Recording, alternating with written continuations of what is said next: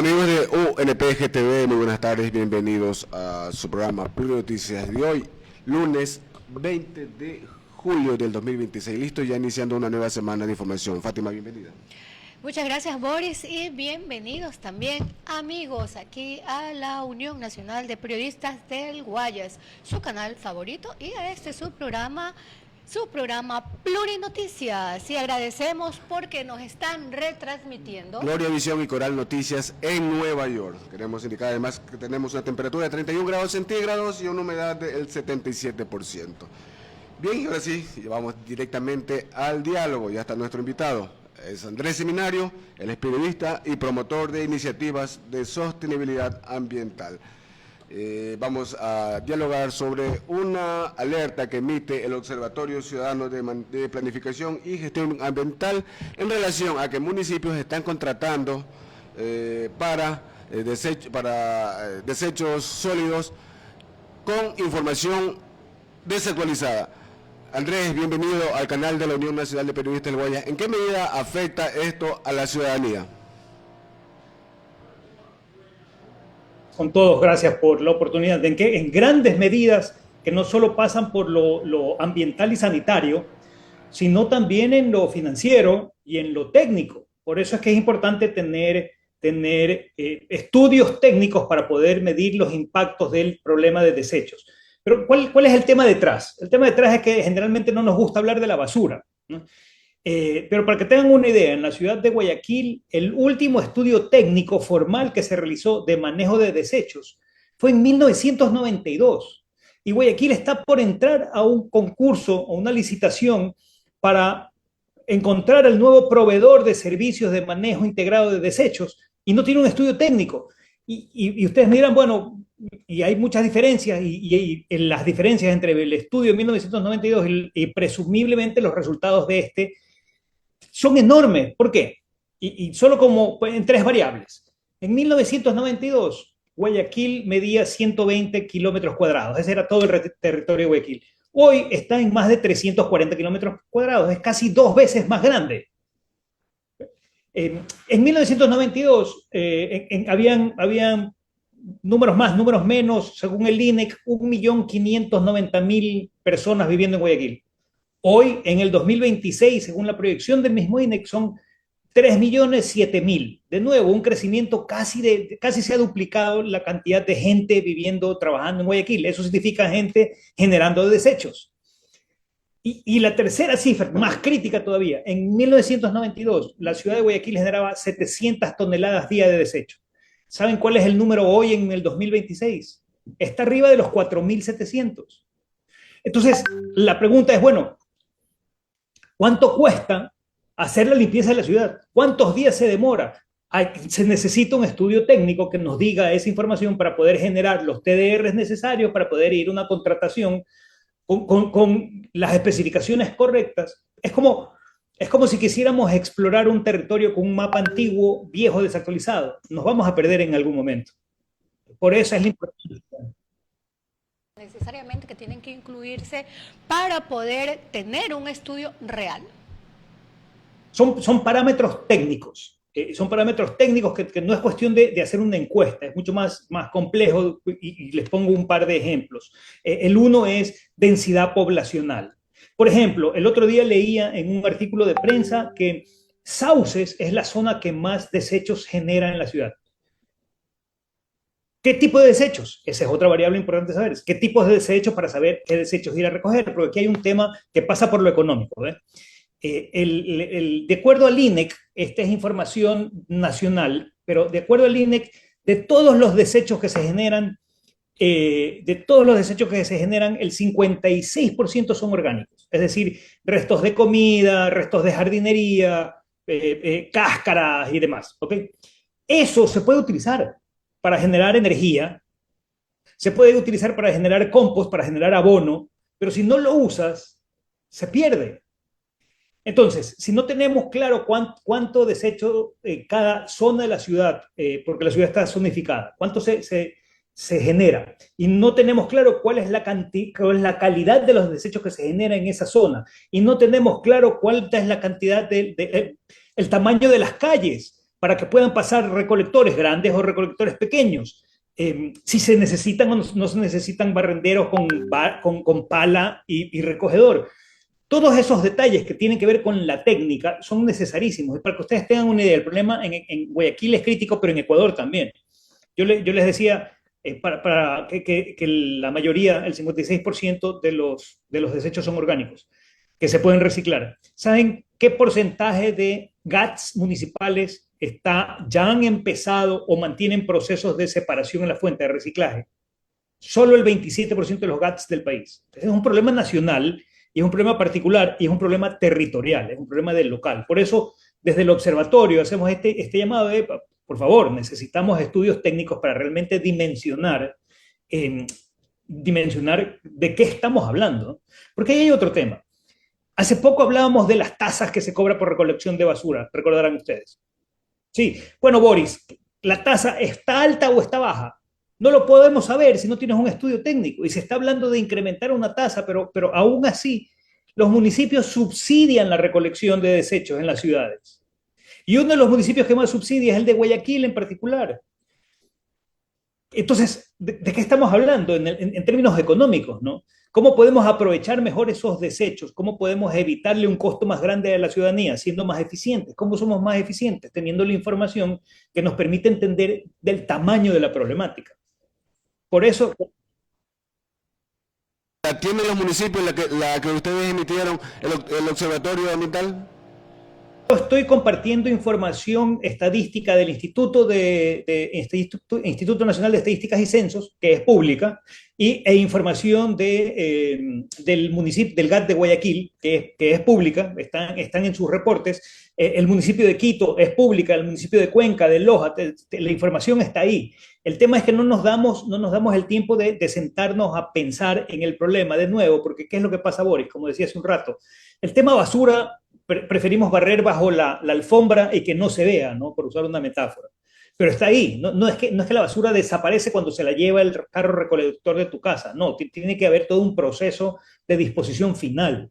Y ese es otro tema del cual no hemos hablado, que es, no todos los GATS del país tienen una disposición correcta. No solo clasificación, sí, clasificación es muy importante para reciclar, pero es que además 17%, de acuerdo al INE, que el 17% de los municipios usan botaderos.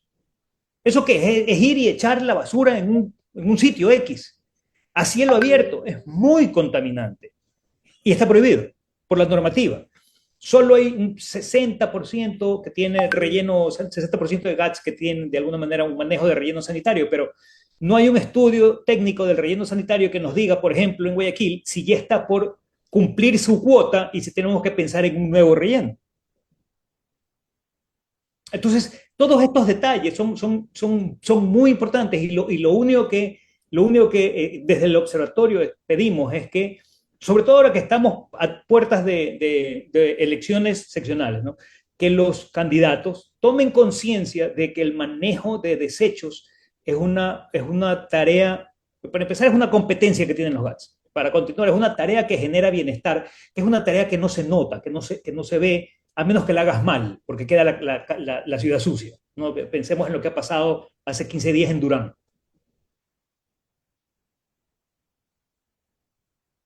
Económica, se puede decir, no financiera, no política, porque obviamente a veces 4 años que dura un alcalde, bueno, ahora 8 porque se reeligen, pero es tiempo suficiente para tomar los correctivos, actualizarse y ver cómo se soluciona el problema de la recolección de basura.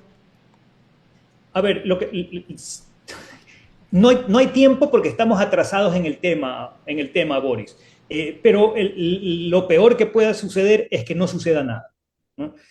Hay que hacer conciencia en todos los GATS del país para que empiecen a desarrollar sus estudios técnicos. Pues por un lado tienes el estudio técnico que te va a llevar al proceso de construcción de términos de referencia para generar las licitaciones que te lleva a la contratación. Pero una vez que has superado esa etapa, luego tienes estudios de impacto ambiental, porque las licitaciones vienen con la exigencia natural de tener un plan de impacto ambiental, ¿no? Un plan que te diga cómo vas a manejar todos esos desechos. Y ese plan, de acuerdo a la normativa, necesita auditorías anuales, que tampoco se cumplen. Y cuando tú vas a los procesos, y de hecho el proceso de Durán y el proceso de Quevedo, que tiene que ver con desechos, se cayeron hace un par de semanas porque no tenían toda la documentación necesaria, no tenían los estudios técnicos, o no tenían las auditorías, o no tenían analizado bien cómo exige la normativa lo que iban a contratar. Entonces, yo creo que es importante en este punto tomar conciencia, ¿no? Y exigirle a las autoridades de cantonales que asuman esta responsabilidad de la mejor manera que hay. Porque además, ¿cuánto puede costar un estudio frente a lo que puede costar, uno, el contrato de limpieza de la ciudad, o dos, el contrato, digamos, metafóricamente, de mantener a tus ciudadanos saludables? Porque ¿qué pasa si queda la basura en la calle? Es más, y perdónenme que los lleve al extremo, ¿se imaginan un niño muy agresivo, con muchas lluvias, con basura en la ciudad? Es como para que estemos inundados literalmente en agua, en basura y en enfermedades. ¿Cómo se puede llegar a este término? ¿Cómo se puede hacer una licitación si no tiene el sistema de contratación pública, no tiene la información adecuada? ¿Cómo se llega a la licitación? De pronto el municipio le tira la pelotita al sistema de compras públicas para hacer la licitación. Qué buena pregunta, porque la pregunta es cómo han habido procesos que no han cumplido con las reglas, ¿verdad? Y bueno, ahora que lo sabemos, que no se están cumpliendo las reglas, hay que cumplir las reglas. Pues, tienes que hacer, la primera acción es hacer un estudio técnico. De ahí debes tener una autorización del MATE, del Ministerio del Ambiente, para el plan de gestión integrada de residuos sólidos. Y de ahí debes hacer un registro en el presupuesto y debes hacer estudios de servicio para determinar cuánto te va a costar. Recién ahí vas a aprobar los TDR y luego eso sube al CERCOP para el proceso licitatorio. Es decir, hasta este punto te he citado 4 instancias en donde tienen que haber revisiones de estudios que son mandatorios para poder contratar a alguien que te haga el manejo integrado de desechos. Y cuando digo manejo, pensémoslo desde la separación, recolección, transporte y disposición final, ¿no? Y un tema adicional que es importante, que me parece que debemos considerar, y es, hay una variante de la corresponsabilidad ciudadana, ¿no? También es muy importante. Es muy importante que la gente entienda que esto funciona en parte porque asumen su contraparte, ¿no? ¿Mecanismos se deberían tomar para que los municipios, los GAT municipales, hagan similares recolección de basura, así como, por ejemplo, Otavalo, lunes, miércoles y viernes coge desechos sólidos, martes plásticos, jueves recolecta basura orgánica, por ejemplo, de los árboles, jardines, etcétera? ¿Qué mecanismo se debe hacer para poder hacer esto? Ahí la clave de lo que usted cita es tener un estudio que diga qué tipos de desechos hay para empezar y dónde se están generando y en qué volúmenes. En Cuenca hay un día que se recoge en funda negra y un día que se recoge en funda celeste. Ellos han encontrado ahí un mecanismo. En Guayaquil recién se está empezando a hacer separación en la fuente. ¿Qué significa separación en la fuente? Que, por ejemplo, yo en mi casa separo la basura. Pero necesitamos un estudio que diga que Andrés, de todos los desechos que genera, los que más genera son, hipótesis, botellas plásticas porque toman mucha gaseosa, ¿verdad?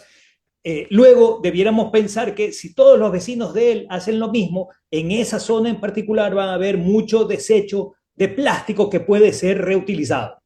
Luego construyo un servicio basado en qué es lo que está sucediendo en la realidad. Y digamos que Boris no consume botellas plásticas, solo consume agua, pero consume muchas frutas y vegetales. Entonces tiene muchos orgánicos de tallos y de cáscaras que sí desecha.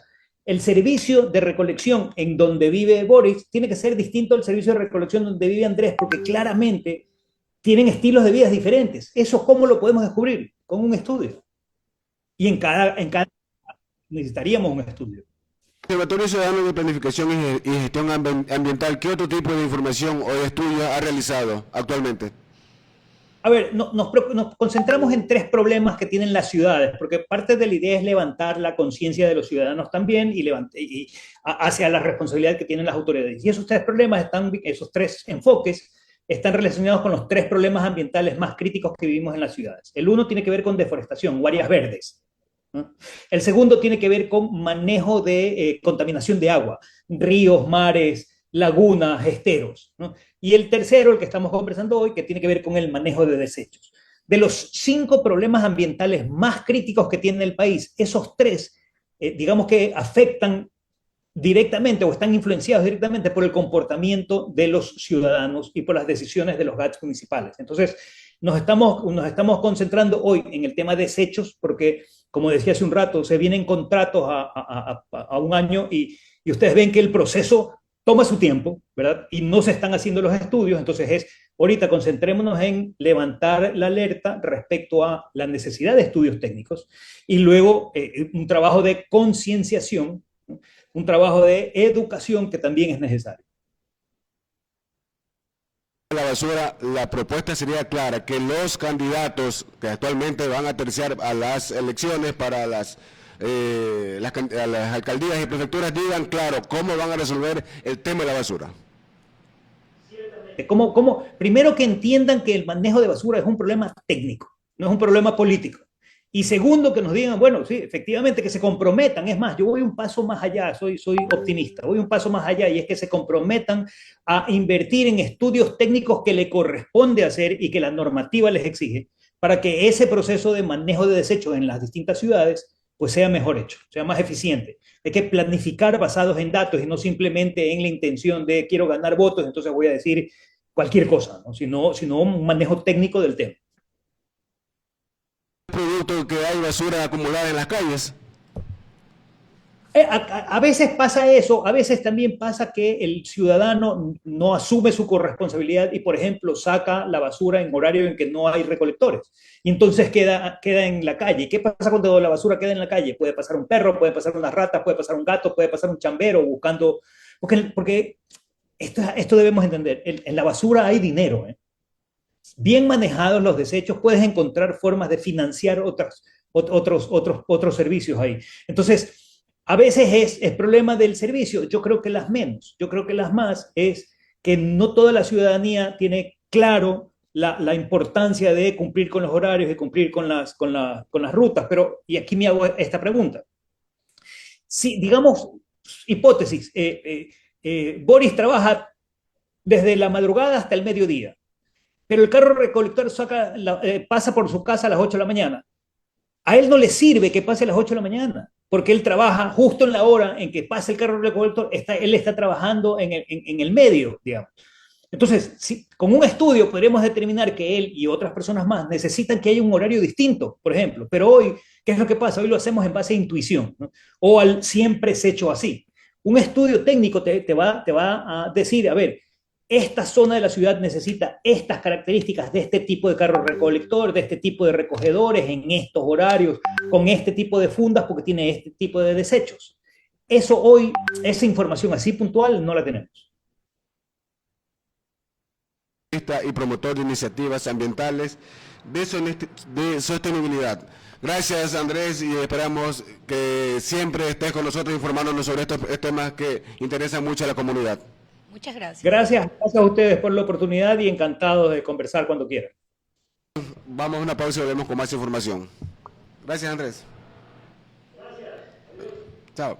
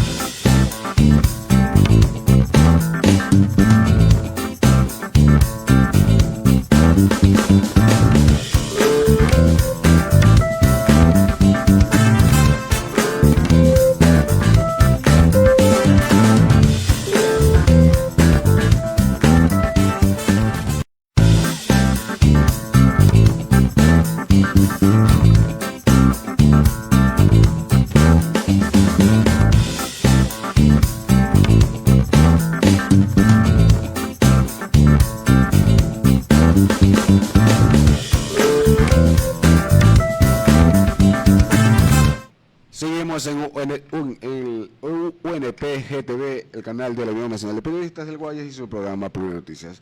Y el presidente de la Cámara de Industria, Juan Carlos Navarro, hizo una evaluación del primer semestre del 2026, cómo cierra el sector industrial, y asimismo las proyecciones para ya el segundo semestre.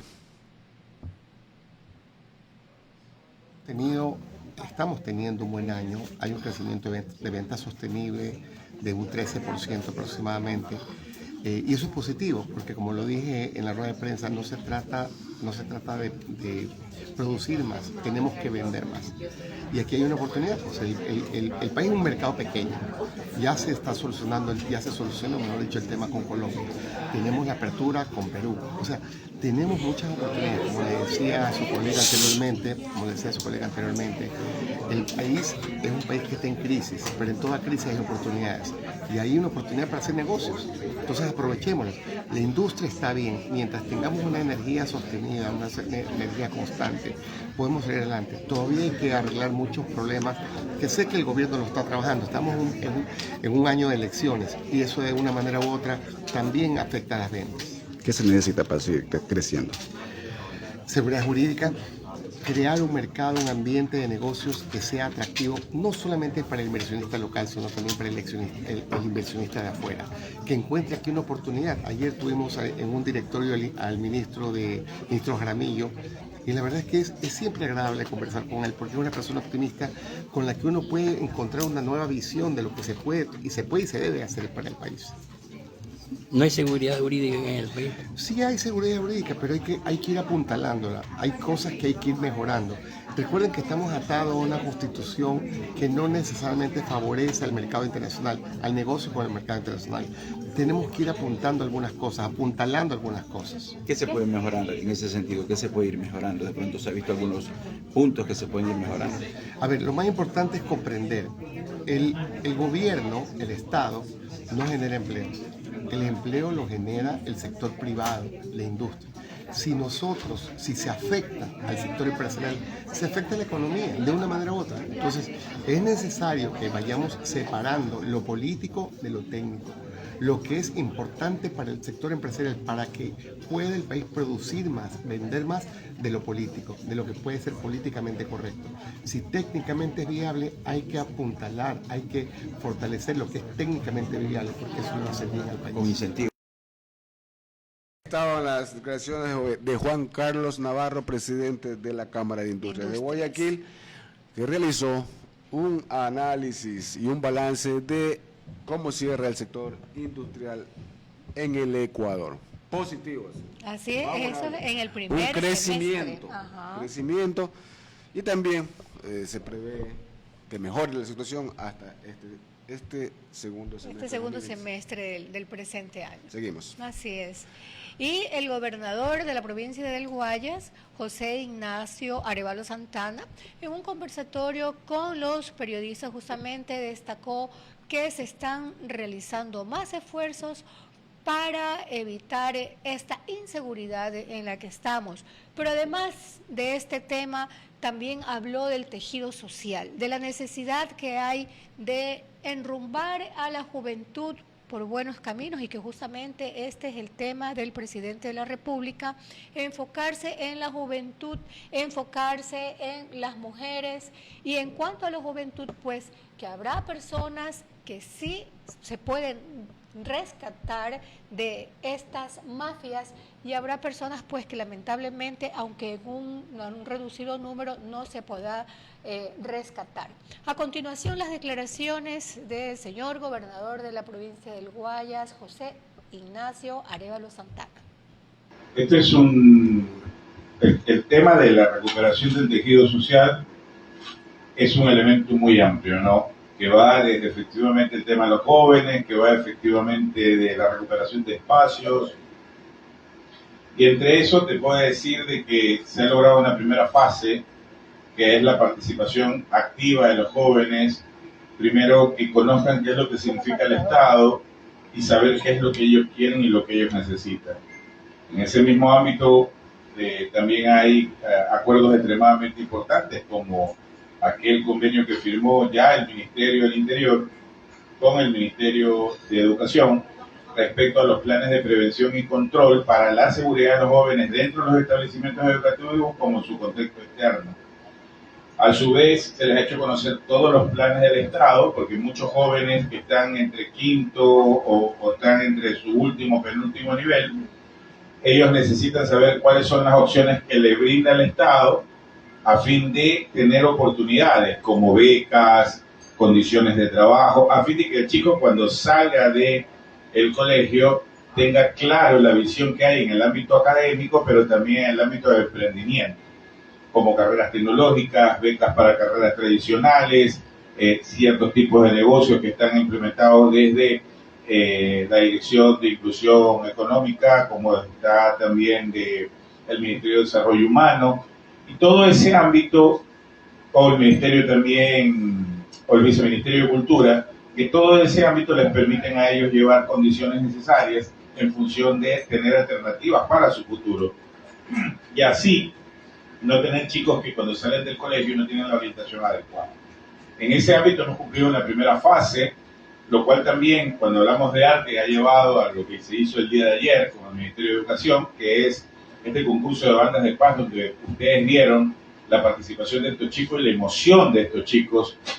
Esto permite tener una condición de esperanza, y no solamente en función a la reconstrucción del tejido social, porque lo que necesitamos efectivamente es que las bandas criminales se les haga difícil poder reclutar chicos que tienen una acción y una posibilidad diferente en condiciones de su futuro. Y el señor presidente Daniel Noboa tiene una visión muy clara de cree mucho en el tema de los jóvenes, así como creen las mujeres, cree muchísimo en el tema de los jóvenes, y hemos trabajado en eso. Esto también nos ha permitido tener otras líneas alternativas, como son Pinta tu Cancha, que es un trabajo que hace la Federación Deportiva del Guayas, un convenio con el Ministerio de Educación, al cual hemos sido partícipes, y podría decir que fue una idea en una oficina, antes pertenecía inclusive al mismo gobierno, con el jefe político Jack Arabundi y con el viceministro del deporte, en ese tiempo presidente de una organización deportiva, de poner estas alternativas de recuperación del espacio de los colegios para que los chicos sientan que el Estado o que hay ese respaldo y la reconciliación en el contexto general. Hay una priorización incluso en el tema de educación en la parte estructural para los colegios, pero también tenemos que tener claro que esa priorización no significa que nos vamos a olvidar de otros y compadres de familia en diferentes sectores, en diferentes puntos. Hemos logrado pintar con autogestión también unidades educativas, lo cual permite que el chico se sienta orgulloso de su unidad educativa, que el padre de familia participe en la condición de la estructura en función de esa unidad educativa, y esa reconciliación en el sector, que es extremadamente importante. Parte de la recuperación del tejido social es reconciliar a la gente, que la gente crea en el Estado, que la gente tenga una visión clara de lo que significa el Estado y la participación de ellos como ciudadanos hacia la sociedad.